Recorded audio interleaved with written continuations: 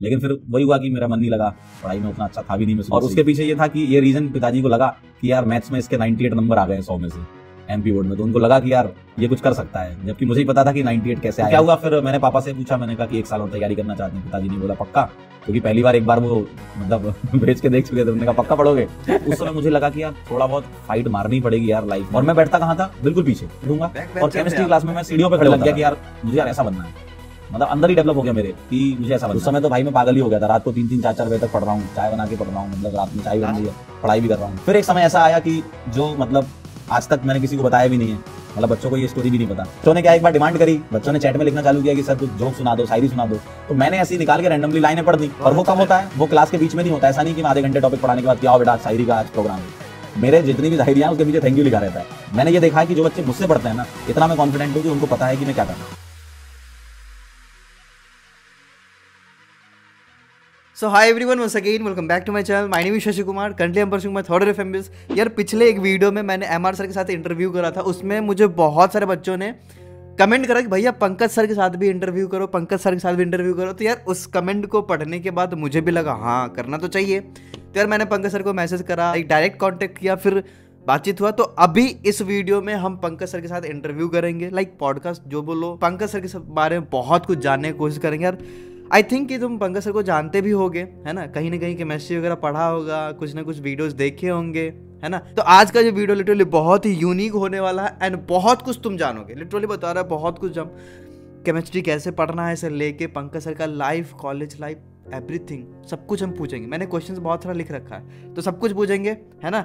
तो यार वेलकम करते हैं हमारे पंकज सर को आज हमारे अपने चैनल पे। तो ये पॉडकास्ट का मेन मोटिव ये है कि तुम्हें और भी चीज़ें मैं बताऊं रिगार्डिंग सर केमिस्ट्री के बारे में भी बहुत कुछ हम जानेंगे। सर आपने क्लास में बहुत कुछ पढ़ाया होगा, ठीक है, लेकिन आज वो भी जानना है ना कि like student point of view से मैं आपसे बहुत सारा क्वेश्चंस पूछूंगा, स्टूडेंट पॉइंट ऑफ व्यू से। तो उन सारे का भी सर आपको आंसर करना होगा, टू बी ऑनेस्ट। तो यार शुरू करते हैं इस पॉडकास्ट को यहाँ से, इस इंटरव्यू सेशन को यहाँ से।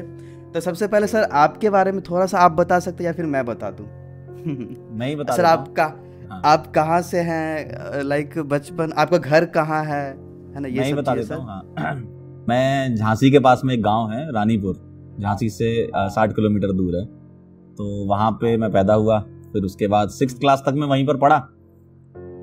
फिर होता है कि गांव में फिर स्कूल नहीं थे उस टाइप के जो थोड़ा सा अच्छे तरीके से पढ़ा पाए, है ना। तो पापा ने सोचा कि यार अब तुम्हें आगे भी पढ़ना है, तो फिर पापा ने ग्वालियर मुझे भेज दिया। मेरी बुआ जी रहती थी ग्वालियर में, है ना। हाँ, तो ग्वालियर में गया वहाँ पे।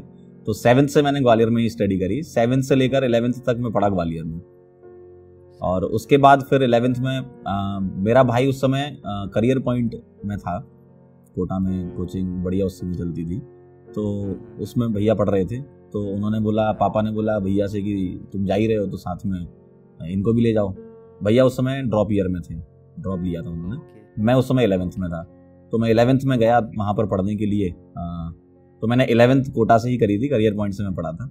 लेकिन फिर वही हुआ कि मेरा मन नहीं लगा, पढ़ाई में उतना अच्छा था भी नहीं मैं शुरू से ही, है ना। थोड़ा खेलने कूदने में ज़्यादा था।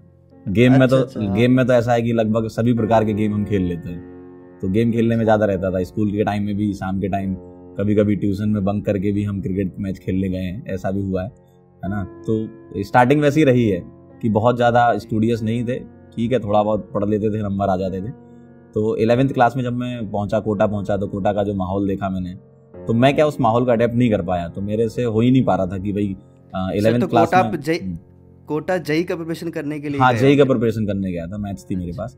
और उसके पीछे ये था कि ये रीजन पिताजी को लगा कि यार मैथ्स में इसके 98 नंबर आ गए 100 में से एमपी बोर्ड में, तो उनको लगा कि यार ये कुछ कर सकता है, जबकि मुझे ही पता था कि 98 कैसे आए हैं, क्योंकि वो PYQ लगा लो तो आ जाते हैं 98। तो पुराने साल के हमारे पाठक सर थे ग्वालियर में टीचर, तो उन्होंने बोला कि ये इतने इतने सवाल लगा लो, और जो टीचर पढ़ाते हैं बोर्ड के उनके सवाल सारे ही फंसते हैं। तो हमने पिछले साल के PYQ लगा लिए, पाठक सर ने जो शीट्स दी थी वो लगा ली, हो गया मेरा काम। और फिर पिताजी को ये लगा कि यार हाँ अब जो है ये जेई की तैयारी कर सकता है। लेकिन मुझे अंदर ही अंदर लग रहा था कि यार मुझे पता है कैसे आए मेरे 98 नंबर। तो मैंने कहा ठीक है, एक ट्राई तो कर ही सकते हैं। तो मैं 11th में कोटा गया। कोटा पहुंचने के बाद मैंने वहाँ का माहौल देखा, तो मैं अडेप्ट नहीं कर पाया। बहुत मतलब सिलेबस भी चल रहा था, काफ़ी चीज़ें 10th से 11th में एकदम स्विच होती हैं, तो सिलेबस का बहुत बड़ा डिफरेंस होता है एक्चुअल में। 10th में हमने क्या ही पढ़ा था, 11th में आते हैं तो एकदम मतलब ऐसा लगता है सिलेबस की भाई साहब क्या ही पहाड़ टूट पड़ा है, और वो सभी बच्चों के साथ होता है। तो मैं उसको क्या झेल नहीं पाया उस चीज़ को। तो फिर 11th मैंने तैयारी की, लेकिन फिर मैं वापस आ गया, फिर मैं वापस ग्वालियर आ गया, और भैया मेरे थे वहाँ पे, तो भैया सेलेक्ट हो गए, है ना, भैया का हो गया था। 11th के बाद ही सर आ गए थे? हाँ, 11th के बाद मैं वापस आ गया था, क्योंकि मेरे से हो नहीं पा रहा था वहाँ पे कुछ। तो मैंने मतलब थोड़ा ये था कि भैया से ही बात की, तो उन्होंने बोला ठीक है कोई नहीं, पहले 12th कर लो, उसके बाद तैयारी कर लेना। तो मैं फिर 12th में गया वापस ग्वालियर से, मैंने फिर से 12th करी, मतलब 11th करने के बाद 11th कोटा गया, 12th वापस आया ग्वालियर से, फिर से मैंने 12th करी। फिर 12th में जब मैं था तो उस समय थोड़ा थोड़ा मुझे फील आने लगा था, 11th में तो नहीं, लेकिन 12th की जब मैं बोर्ड की तैयारी कर रहा था तो उस समय मुझे लग रहा था कि हाँ यार मुझे भी कुछ करना चाहिए। वहाँ से क्या है, एक समय आता है सबकी ज़िंदगी में, तो मेरी ज़िंदगी में 12th क्लास का एंड मोमेंट जब था, तो उस समय मुझे लगा कि यार थोड़ा बहुत फाइट मारनी पड़ेगी यार लाइफ में। और भी लोगों को हम देख रहे थे, भैया भी सिलेक्ट हो गए थे, IIT कानपुर पहुंच गए थे, तो वहां से भी काफी चीजें सुनने को मिलती थी लाइफ के बारे में कि भाई अपने भैया सर? हाँ मेरे खास, अपने भैया, हाँ मेरे खास भैया, बड़े भैया। तो मतलब ये सारी चीजें रही। तो 12th के बाद मैंने सोचा कि यार एक बार ट्राई करते हैं। मैंने 12th करी, 12th में मैंने सोचा कि यार अब हो गया है, कुछ तो करना पड़ेगा। तो मैंने भैया से बात करी, भैया मतलब मेरे गार्जियन के तरीके से रहे, उन्होंने गाइड किया मुझे हर समय, हर टाइम लाइफ के हर एक समय पे जब मुझे जरूरत पड़ी। तो क्या हुआ, फिर मैंने पापा से पूछा, मैंने कहा कि 1 साल और तैयारी करना चाहते हैं। पिताजी ने बोला पक्का, क्योंकि पहली बार एक बार वो मतलब भेज के देख चुके थे। उन्होंने कहा पक्का पढ़ोगे? उनको लग रहा था कि पढ़ेगा नहीं पढ़ेगा, कह रहे पक्का पढ़ोगे? मैंने कहा हाँ इस बार पढ़ेंगे। तो फिर मैं 12th क्लास के बाद मैं गया कानपुर, 12th के बाद मैंने कोचिंग करी कानपुर से। तो कानपुर जब मैं पहुंचा तो कानपुर में मतलब बहुत मतलब ऐसी क्लास थी, 1200 बच्चे बैठा करते थे, 1200-1300 बच्चे एक क्लास में बैठते थे, एक क्लास में 1300 बच्चे बैठते थे। तो मैंने वहाँ से पढ़ाई की, और वहाँ पे मतलब फेमस टीचर थे उस टाइम के, आशीष सर थे, है ना, पंकज सर और निर्मल सर थे, और आशीष बिश्नोई सर थे, हाँ, और अनीस सर थे। तो इन टीचर से मैं पढ़ा, तो वहाँ का ना मुझे माहौल बड़ा पसंद आया। जो मुझे 100 बच्चों की क्लास में किक नहीं देता था 11th क्लास में, मुझे पता नहीं क्यों ऐसा अजीब सा ही हो गया मेरे साथ। लोगों को लगता है ना 1-to-1 होना चाहिए सेशन, हमें टीचर बता दे डाउट, मुझे पता नहीं 1200 के बैच में पढ़ने बड़ा मजा आता था। और मैं बैठता कहाँ था? बिल्कुल पीछे। मेरा ये था कि मैं मैथ्स की क्लास में पीछे बैठूंगा, और केमिस्ट्री क्लास में मैं सीढ़ियों पे खड़े होता था। हाँ नहीं मैं बैक फ्रंट दोनों था।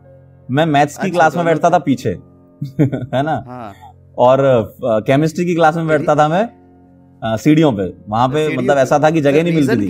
11 बजे मेरी क्लास होती थी, 9 बजे से लाइन लगती थी, जैसे मंदिर के दर्शन करने लाइन लगाते थे ना, तो 9 बजे से लाइन लगना चालू हो जाती थी। तो 9 बजे से लाइन लगती थी, जैसे मतलब मंदिरों में दर्शन होते हैं कि भाई ये वाली रो में चले, फिर इधर चले इधर चले, ऐसे जाके एंट्री होती थी। तो मैं सुबह से वहां चला जाता था, क्योंकि केमिस्ट्री में मुझे तो क्या है, जब मैं वहां पहुंचा था ना तो मतलब मुझे काफी इंटरेस्ट डेवलप हो गया वहां केमिस्ट्री में। तो मेरा ये था कि यार आगे बैठूं केमिस्ट्री में, तो आगे बैठूं कम से कम। मैथ्स में तो चलो ठीक है कि मेरी मैथ्स थोड़ी ठीक ठाक भी थी उस समय, केमिस्ट्री एकदम से नई थी मेरे लिए, और 10th वाली केमिस्ट्री नहीं होती ना, थोड़ा मतलब केमिस्ट्री में अगर जो हम जिसका पेपर दे रहे होते हैं वो केमिस्ट्री थोड़ी अलग हो जाती है, 11th से शुरू होता है। हाँ। तो मैं पहुंचा, मैं सीढ़ियों पे खड़े होकर पढ़ता था वहां पे, या तो मैं आगे बैठूंगा या सीढ़ियों पे खड़े होकर पढ़ूंगा, लेकिन रहूंगा आगे, पीछे नहीं रहूंगा। तो केमिस्ट्री में इस तरीके से रहता था मेरा। फिर ऐसे ही चलता रहा। तो 1-2 महीने के बाद ना मुझे पता नहीं क्या ऐसा हुआ कि यार केमिस्ट्री में अलग ही इंटरेस्ट डेवलप हो रहा है, सारी चीजें समझ में आ रही है। ऐसा होता ना कि 7 रंग दिखने लगे जीवन के, तो मुझे भी ऐसा ही हुआ कि यार केमिस्ट्री बड़ा मजा आ रहा है, अच्छा पढ़ा रहे हैं सर। और जो सर थे तो वो तो ताबड़तोड़ है भाई, आज भी मैं उनकी बहुत रेस्पेक्ट करता हूँ, मेरी आज भी बात होती है तो सर को मैं हमेशा थैंक यू बोलता हूँ। तो उन्होंने मतलब इस तरीके से पढ़ाया कि मतलब मुझे लग गया कि यार मुझे यार ऐसा बनना है, मतलब अंदर ही डेवलप हो गया मेरे कि मुझे ऐसा बनना है। तो फिर मैं क्या करता था, फिजिक्स मुझे शुरू से ही समझ नहीं आई, या तो मतलब मेरे वो मतलब समझ नहीं आया कि यार किस तरीके से अप्रोच करना है, क्या करना है, लेकिन फिजिक्स मुझे स्टार्टिंग से समझ ही नहीं आई। हाँ, तो मैं क्या करता था, मैं फिजिक्स की क्लास सुबह लगती थी उसको बंक करता था, मैं केमिस्ट्री की क्लास करता था, और फिर दिन में फिर केमिस्ट्री की क्लास करता था। मैं एक दिन में 2-2 केमिस्ट्री कर रहा हूँ, और वहां पे 2.5-3 घंटे की क्लास होती थी। तो मैं सुबह भी वही पढ़ता था, दिन में भी वही पढ़ता था, मैं 2 बार पढ़ता था सेम चीज। और मैं ऐसा था कि सर ने बोला था कि तुम्हें कोई कॉपी लाने की जरूरत नहीं है, तुम्हें बस दिमाग अपना लाना है। तो वहां पे क्या होता है, कानपुर में एक बढ़िया कल्चर था कि वो शीट देते थे डेली। जैसे आप एंट्री करोगे ना तो दरवाजे पे एक भैया खड़े होते थे, वो शीट देते थे, तो बस उसी शीट में लिखना है आपको और वही शीट घर ले जानी है। अच्छा। तो मैं खाली हाथ निकलता था घर से, मजे से बढ़िया समोसे खाते हुए, मस्त चाय वाय पीते हुए। एक पेन रहता था जेब में, बढ़िया। मेरे हाथ में कुछ नहीं। आजकल तो बैग वैग आते हैं, बैग वैग चलते हैं, लोग जमाने भर की किताबें रख के, कॉपी रख के बैग लेके जाते हैं पढ़ने।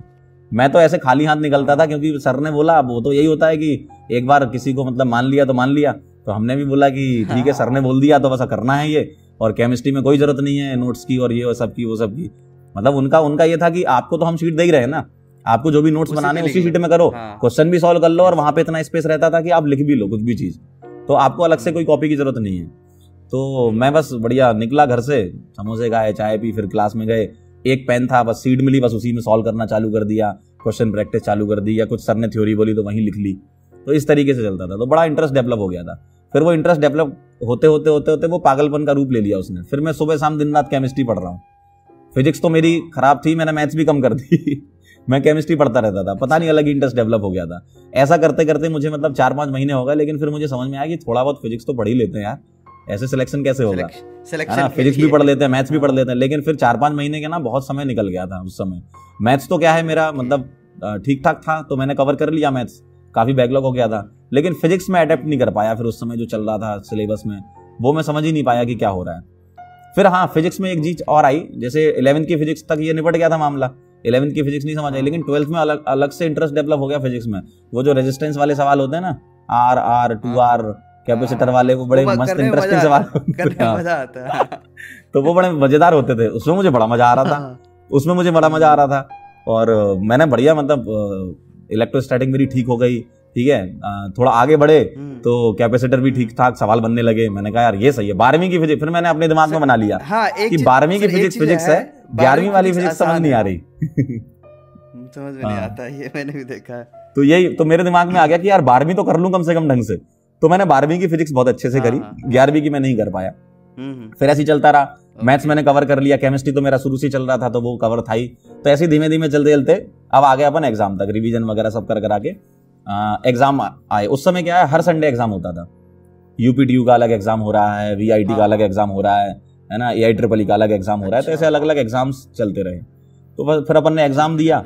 हाँ, एग्जाम दिया। एग्जाम में ये था कि भाई एआईट्रिपल में मुझे पता था कि मैं केमिस्ट्री में अच्छे खासे अटेम्प्ट कर लूंगा, मेरा हो जाए। केमिस्ट्री में बड़ा कॉन्फिडेंस था मुझे, फिजिकल, ऑर्गेनिक, इनऑर्गेनिक सब में कि मैं कर लूंगा, और वो कॉन्फिडेंस मेरे लिए अच्छा भी रहा। और मैंने हर प्रकार के सवाल भी लगाए उस समय पे। मतलब एआईट्रिपल दे रहा हूँ तो मैं अलग अलग इधर उधर के जितने भी पेपर होते थे सबके सवाल लगा लेता था। एमपीपीटी हो गया, यूपीटी हो गया, है ना, मतलब जितने भी सवाल मुझे मिलते थे केमिस्ट्री में मैंने कर लिए थे। तो मुझे कॉन्फिडेंस था कि यार केमिस्ट्री में तो मैं कर लूंगा, मैथ्स और फिजिक्स में अगर मैं ठीक ठाक कर पाया तो मेरा सिलेक्शन हो जाएगा। और हुआ भी वही। फिजिक्स मैंने बहुत कम अटेम्प्ट करी एआईट्रिपल में, मैथ्स मैंने बहुत कम अटेम्प्ट करी, केमिस्ट्री सारे सही कर दिए, है ना। तो बढ़िया, मतलब एआईट्रिपल अच्छा हो गया मेरा। फिर आया यूपीटीयू। यूपीटीयू का पेपर हुआ। तो यूपीटीयू में तो ऐसा होता है कि भाई पिछले 10 साल के 12 साल के पेपर कर ले जाओ, उन्हीं में से ही उसी कॉन्सेप्ट से रिलेटेड सवाल आते हैं। तो फिजिक्स में मैंने वही किया। फिजिक्स में मैंने वही, मुझे आती तो थी नहीं, मैंने कहा चलो कम से कम फॉर्मूले बेस तो कर लेते ना। तो मैंने पीछे गया, मैं 12th मेरी ठीक ठाक हो गई थी फिजिक्स की। 11th क्लास के मैंने पीवाईक्यू उठाए और मैंने देखा कौन सा डायरेक्ट फॉर्मूले वाला। मैं क्या करता था, क्वेश्चन देखा, सॉल्व नहीं करता था मैं, क्वेश्चन देखा, पीछे पलट के सॉल्यूशन देखा, किसका सॉल्यूशन छोटा है किसका बड़ा है, किसका सॉल्यूशन छोटा है किसका बड़ा है वो देखा मैंने कहा भाई ये सॉल्यूशन छोटा है, इसमें ये फॉर्मूला लग रहा है, इसको लिखा अलग से। मैंने कहा भाई ऐसा सवाल आएगा तो मैं ऐसे कर लूंगा। तो मतलब फिजिक्स में ये मेरी स्ट्रेटजी रही कि मुझे आती तो थी नहीं, आज भी नहीं आती फिजिक्स, लेकिन ये रहा कि अगर ऐसा सवाल आएगा तो मैं ये फॉर्मूला लगा दूंगा, है ना। मुझे था कि ये ऐसा सवाल तो ये फॉर्मूला, ऐसा सवाल तो ये फॉर्मूला, मुझे इतना पता था, इससे ज्यादा नहीं आता था। केमिस्ट्री ठीक ठाक थी मेरी, बढ़िया, और मैथ्स में भी कर लिया था मैंने अटेम्प्ट। तो वैसे ही मेरे यूपीटीयू में फिजिक्स मेरी और अच्छी हो गई। एआईट्रिपल में फिजिक्स थोड़ी बेकार गई, लेकिन यूपीटीयू में अच्छी फिजिक्स हो गई मेरी, अच्छा हो गया। हाँ, तो बढ़िया बढ़िया हो गया उसमें भी। फिर ऐसे ही मैं फिर जेई में गया, तो जेई में मेरी हालत खराब हो गई। जेई एडवांस में मेरे फिजिक्स में मतलब ऐसा था कि हाथ कब गए मेरे फिजिक्स में। मैंने कहा क्या पूछ रहे हैं, ये आया क्या है इसमें मैंने कहा पहले तो सवाल पढ़ेंगे क्या करें तो मैंने कहा इसमें तो अलग ही चीज चल रही है। जेई एडवांस का क्वेश्चन सब बहुत लेंदी होता है, मैंने भी कभी कभी सॉल्व करा था, बहुत लेंदी होता है। नहीं लेंदी एक्चुअली क्या है ना, लेंदी वो एक्चुअल लेंदी नहीं होता, वो ये होता है कि दिमाग ज्यादा लगता है। अब आप उसको लेंदी करो या शॉर्ट करो, आपके ऊपर है। आप उसको लंबी कैलकुलेशन वाले मेथड से कर रहे हो या शॉर्ट मेथड से कर रहे हो। लेकिन ये था कि यार अगर मैं सवाल पढ़ रहा हूं तो मुझे समझ नहीं लगा, हवा नहीं लग रही थी। तो फिजिक्स में मेरे साथ यही हुआ। लेकिन केमिस्ट्री में दूसरी तरफ मैंने केमिस्ट्री खोली तो मुझे मतलब सातों रंग दिखने लगे। मैंने कहा भाई ये तो सारे आते हैं मैंने कहा अब करना कौन सा है। केमिस्ट्री में ये हुआ कि आते सारे हैं, अब करना कौन सा है वो सोचना है। हाँ, पेपर देखते समझ आ गया था। हाँ, पहले तो उसमें हार्ड कॉपी में होता था, तो मैंने पेज पलटे देखा, अच्छा ये आ रहा है, ये आ रहा है। तो केमिस्ट्री, मुझे एक इलेक्ट्रोकेमिस्ट्री का सवाल था जिसको मुझे लग रहा था कि यार इसमें थोड़ा सोचना पड़ेगा। बाकी मुझे सारे सवाल ऑर्गेनिक के इनऑर्गेनिक के देखे थे और वो लग रहा था कि यार ये तो मैं कर लूंगा।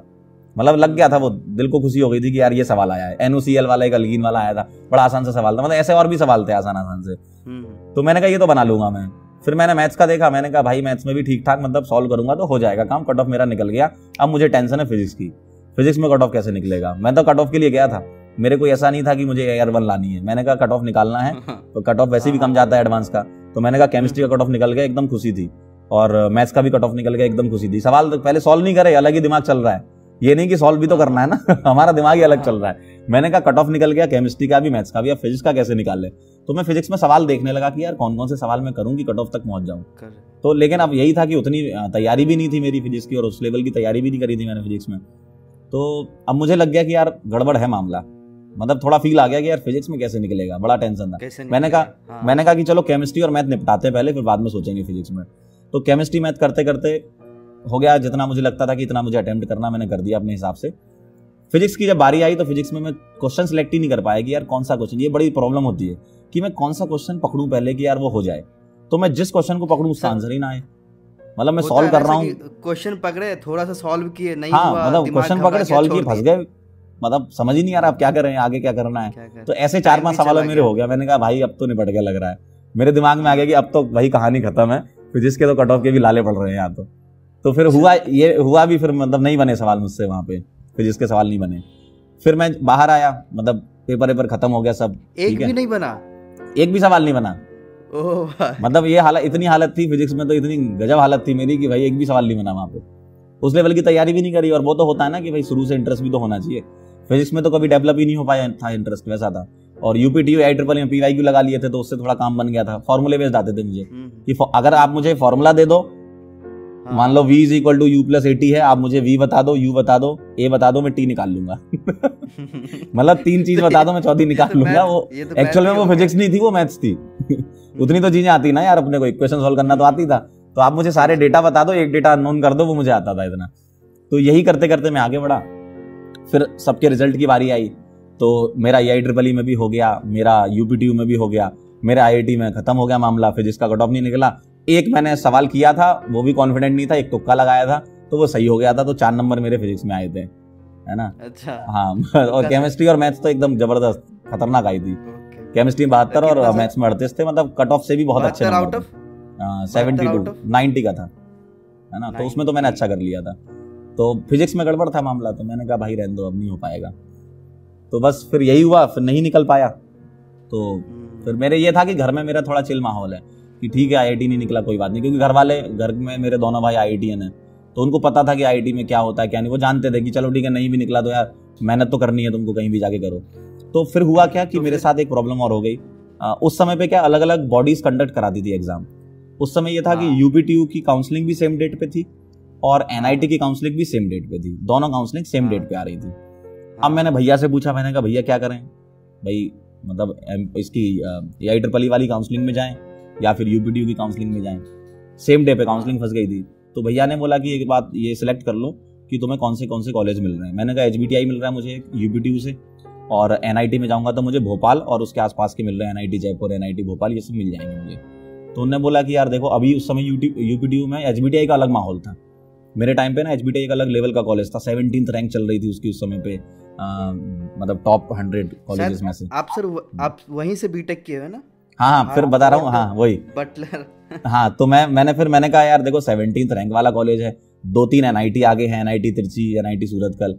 मैंने कहा ठीक है, और ऐसा नहीं कि आगे प्लेसमेंट में आगे हूँ। HBTI में उस समय 3rd ईयर में प्लेसमेंट होता था, तो मैंने कहा कि ठीक है HBTI कर लेते हैं, क्या है NIT, मतलब मेरे ये था कि IIT NIT टैग से मतलब नहीं है। घर वालों ने इतना समझा दिया था, बड़े भाइयों ने बता दिया टैग का कोई मतलब नहीं है, यहाँ पे भाई रगड़ जाते हैं, यहाँ पे जो टॉपर होते हैं ना उनकी बैकें लगती हैं मतलब जो टॉप करके आ रहे होते हैं ना IIT में, उनकी फर्स्ट सेमेस्टर में बैकें लग रही हैं, तो वो तो मेहनत तो हमेशा करनी है।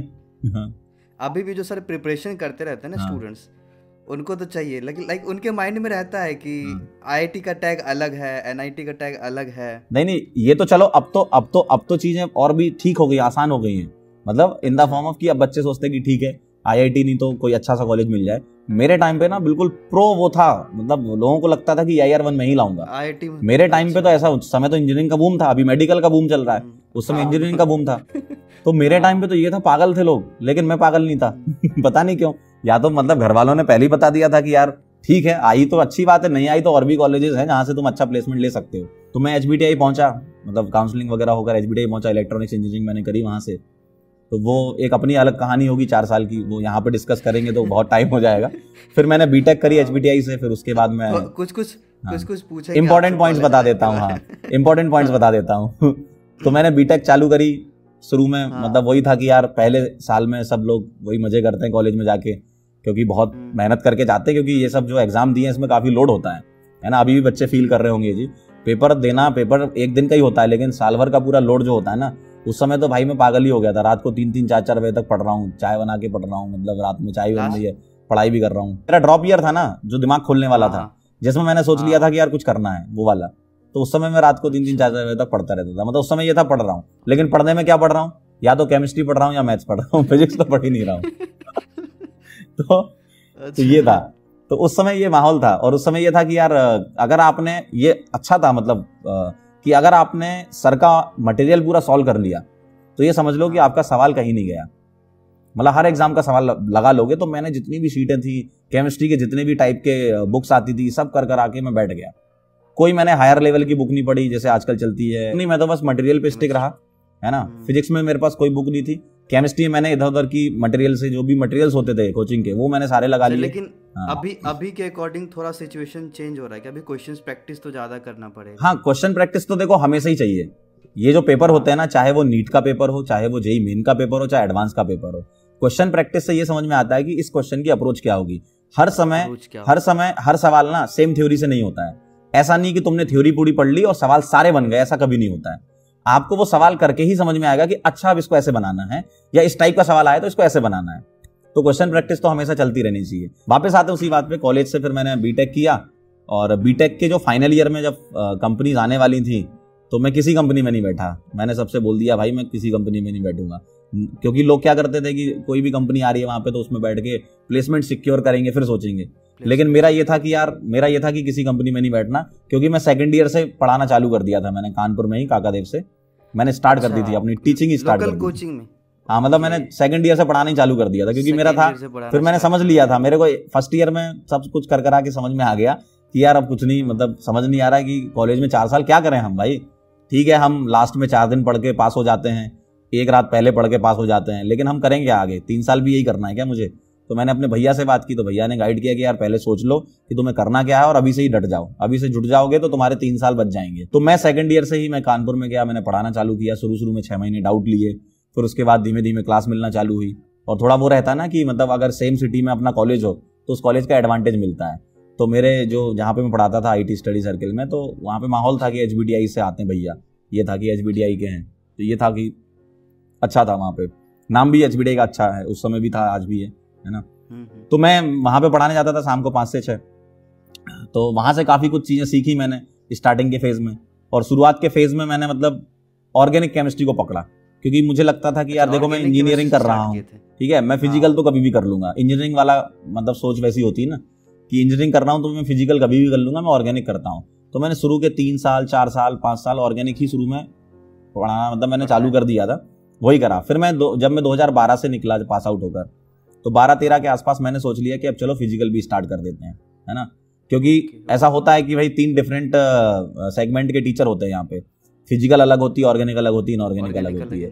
और यूजुअली क्या होता है ना, केमिस्ट्री में पूरा मास्टर मिलना कभी पॉसिबल इसलिए नहीं हो पाता क्योंकि जो लोग BSc MSc या PhD करके या फिर कोई अच्छे केमिस्ट्री साइड वाले कोर्स करके आते हैं, तो वो लोग ऑर्गेनिक प्रेफर करते हैं, है ना। और इंजीनियर जो होता है वो फिजिकल प्रेफर करता है।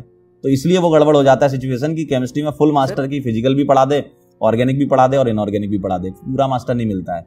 लेकिन मुझे क्या था, शुरू से यही था कि यार जैसा सर थे हमारे, सर सारा पढ़ाते थे। मैंने कहा कि यार सर जैसे हैं वैसे ही करना है, तो मतलब मुझे फिजिकल भी सीखनी है।